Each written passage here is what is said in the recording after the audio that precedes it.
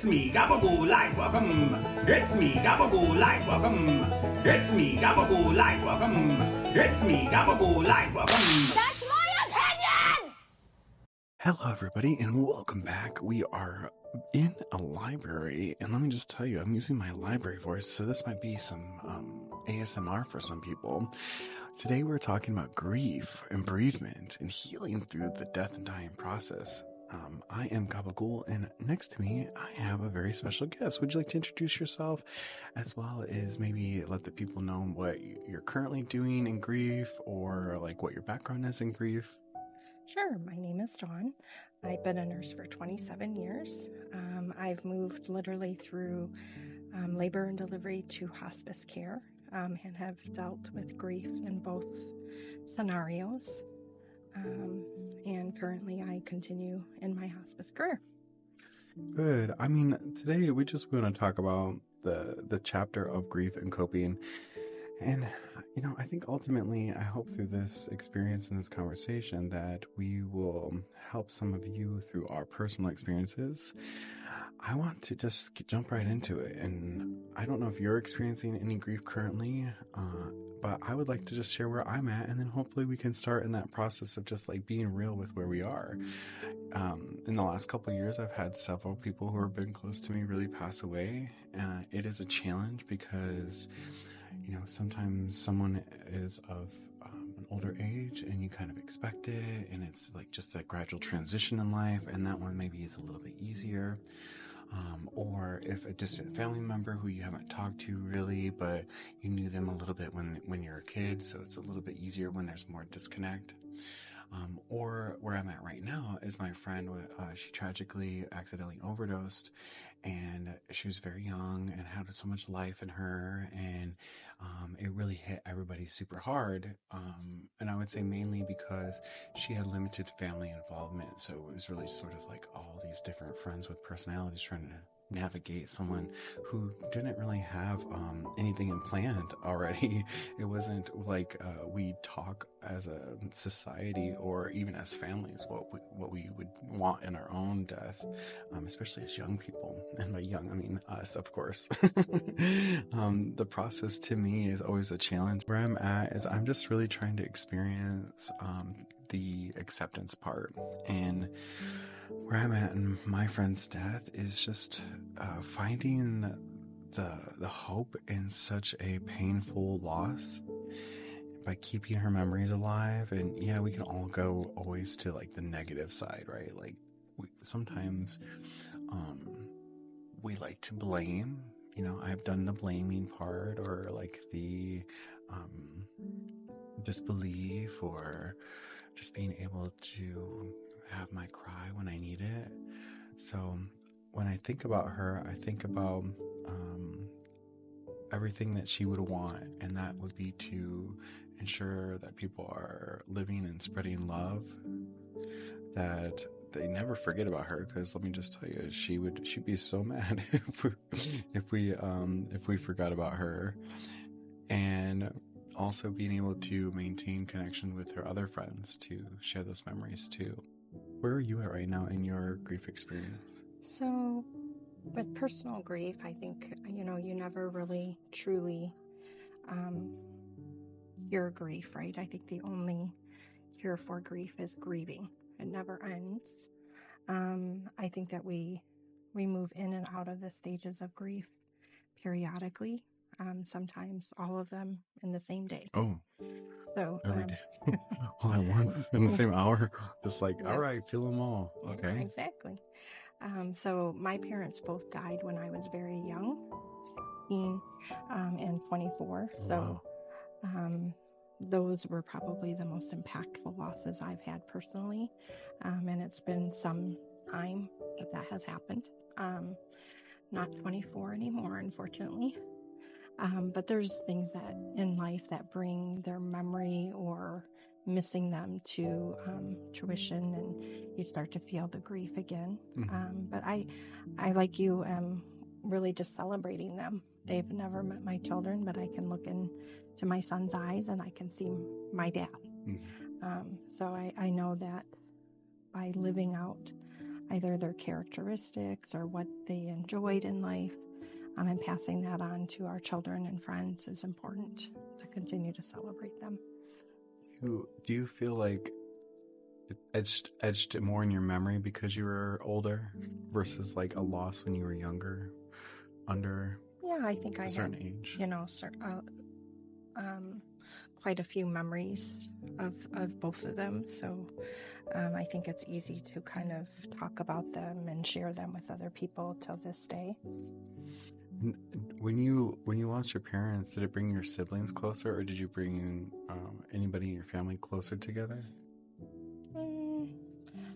Probably the opposite, only because me and my siblings were in our 20s or, late teens, early 20s when it happened. So I think losing them at that time, we kind of lost the patriarchy, and so I think we didn't necessarily get along together as often.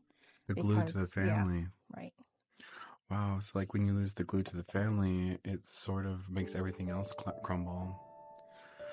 I didn't even think about that because we forget we have roles not only in our in immediate families, so like our mothers, our brothers, our cousins, our aunts, but also other places too. Like if you're the boss of a company, or if you ran a camp, a day camp, or something like that on your free time, without your energy there, people definitely feel that, and it's hard to hear that people move apart, because I really ultimately in the scheme of grief would like people to move together, because then that would create some sort of healing support community, and you all have went through something together, so you can lean on that, even if it's uncertainty or fear or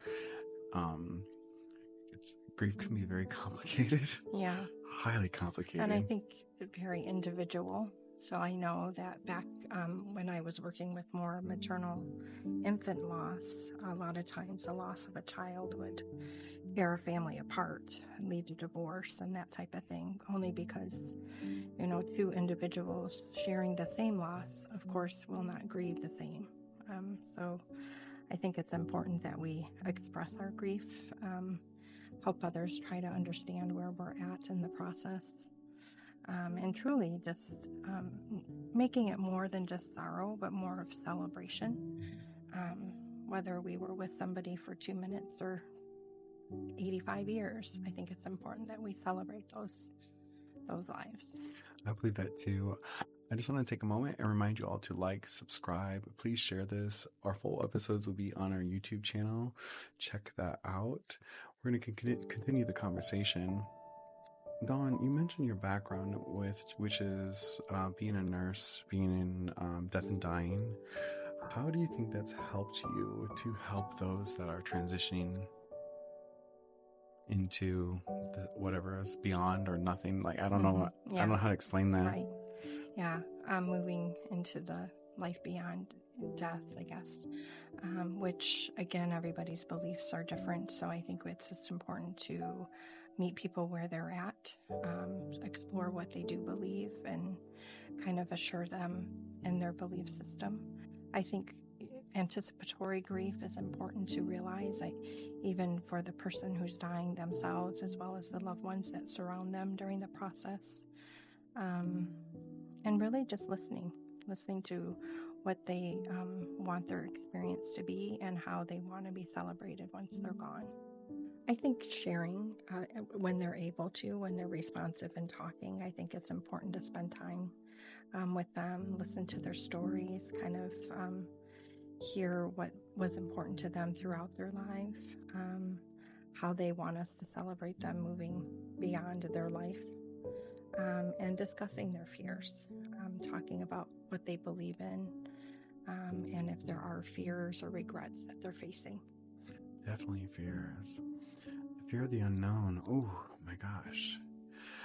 I worked in a hospice. I can't explain what the beyond is or the unknown. I just know that I've been in those rooms with people and sometimes talking to their soul like, hey, you can let go, it's fine. Your family's all here. And then sometimes you close that door, or you like one moment later, then they leave, and there's just this weird, I don't want to say it's a gush of wind or anything, but there is something that moves that wasn't there prior to it. And the only difference is they're no longer have a heartbeat or breathing, and they passed. So what are some of your experiences just knowing your background, or how you've helped people, nurture people, aid people? How do you know that the grief that we all share is common amongst everybody? You do kind of see them, although it isn't necessarily a linear progression. You do see people struggle with denial, anger, before they're coming to acceptance. I think the process, and most everybody, there's the fundamental pieces of grieving that are shared amongst us all, depending on how good the relationship is. There's no perfect relationship, but some people have experienced stronger relationships with the person that they're losing than others have. So I think everybody is individualized in their grief process, but that there's like some fundamental foundation to what we experience. In your experience, what would be helpful, as say I'm the person passing, and I don't want to leave all this crap to my family to try to figure out about my life in the event, tragic or planned, whatever. I don't know, old age. Just how can somebody lessen some of that grief responses to their family in the death and dying process?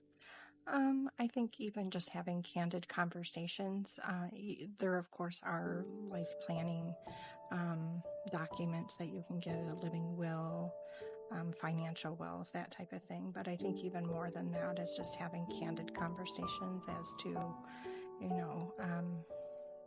dealing with finances, what type of celebration you want to have, whether you want to be buried or cremated, those type of conversations. I don't know that our culture is too open about death and dying, although it is a guarantee, and just as much a part of life as birth is.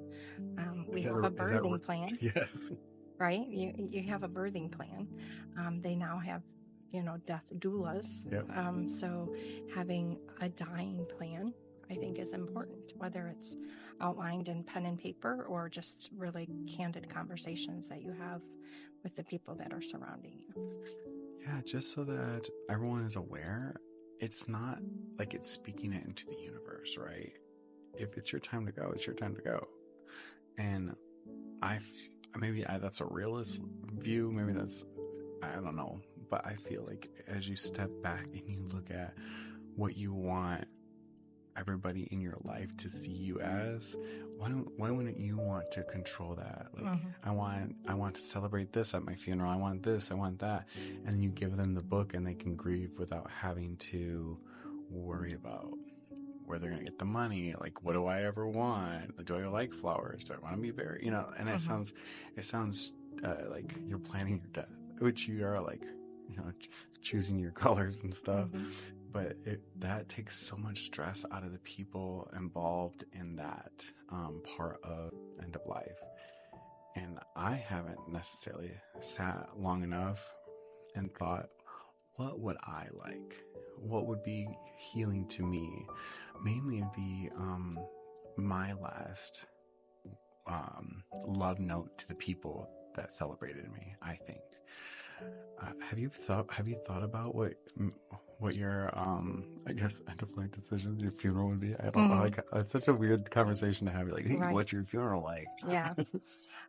It's interesting because my son is, of course, much younger than I am. He's 27 now, but being in the military, he has redone his will over and over again, and actually has plotted out how he wants to be, what his celebration looks like. And really, it's more of almost like a scavenger hunt. Oh my gosh. That he wants to send people on. I don't know that I planned mine out that far in that much detail, but I definitely have shared like what type of music I want to have played, that it's a party, not a, Funerals are so sad. Mm-hmm. And to me, they're very, I've never been to like an exciting one. I remember as a kid when my grandmother died, my aunts actually got in a physical fight during her funeral. They were arguing over jewelry and who got what already during the service. It was amazing to watch as a 5-year-old, because they were throwing punches. It was kind of interesting. But again, you never know where people are in their grief cycle. I think it's important that we call it a cycle, because again, I don't think it's, we move from denial to anger to acceptance. I don't think it's linear. I think we revisit all of those stages many times throughout the process. Absolutely. And I don't think that the process ever ends. I think it's important that we continue to miss the people that we had. Yeah, I think the self-awareness though of like, oh, you know what? I am lashing out. You know what? Right now I'm feeling numb. I am in denial. Oh, you know what? Right now I'm like acceptance. People don't necessarily gravitate to that introspection on grief because they just don't feel good, or they're just angry, or whatever that moment is. How can humans be better adapted to sit with the odd, uncomfortable, weird, sometimes painful part of grief? I think it's important that we don't label it. I think sometimes, especially in healthcare, we want to give those the labels, right? That's anxiety, that's depression, those type of things. And I think, like you said, if we can be self-aware that, today I'm missing Grandpa, and this is why. I saw somebody that reminded me of him, or a memory came across my heart, whatever it is that reminded us of that grief from that experience. Like you said, I think it needs to just be that self-awareness, and that it is okay. Acceptance of the process, that it is okay to be sad periodically because of the people that we've lost. And it's your journey. This is nobody's else to feel, right? Because we could only have our connection. Wouldn't it be weird if I was like, you know what, let me also feel your connection to that person too? That'd be a lot of energy to take on. But for the coping side of grief, do you find that people just gradually over time can quote unquote get over it? Or is it the work that you have to put into the coping to find that internal and external healing of grief? I think that the answer might be different for different people on how they react to situations. I think some people can, time heals their wounds, even if they don't overtly put in the work. Other people feel like they have to, the problem solvers, right? They have to put in the work to solve the problem. And for them, doing things, planting trees, whatever they're doing to, process or celebrate the person that they've lost, I think it's more important to some people to put it in the work. But I think it's just really just being aware of who you are, how you're processing it, and where you're at with that. And back to like being a couple that is experiencing a loss of a child, I think a lot of it is just being open and honest, being able to talk about it. I think we're just not there yet in our culture to talk about death.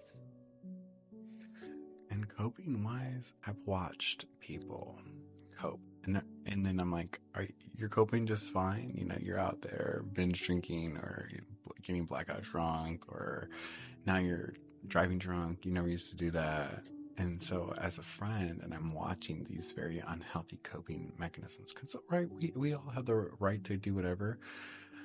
Drowning that feeling temporarily might work for some, but all the time would present a danger mindset to me, or something that's destructive.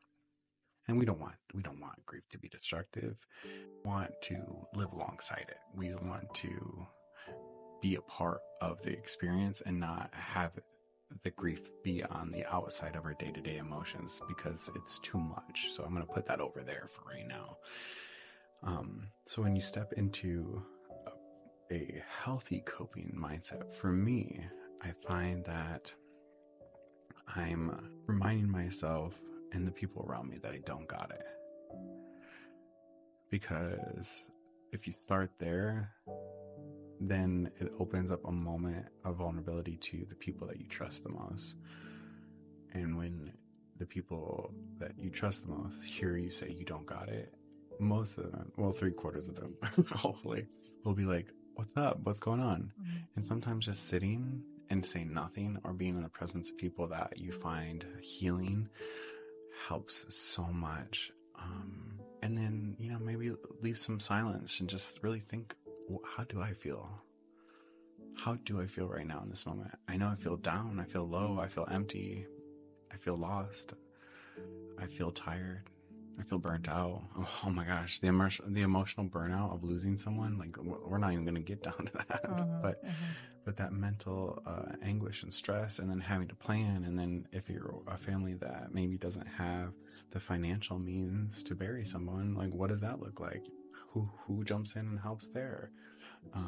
So yeah, I like to stress to myself that not having it means that you're willing to get it. Mm-hmm. And like you said, creating the moments of vulnerability with each other to really kind of maybe reminding ourselves and each other when we're self-medicating in those destructive ways that, how would the person who passed feel about that? Is that really truly how we want to celebrate their lives? Mm-hmm.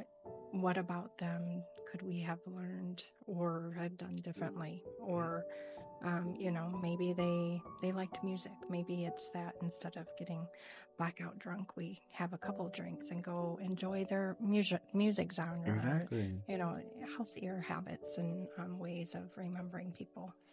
I agree. I can't stress that enough. Is the only destructive way of grieving is an unhealthy manner, right? I've also seen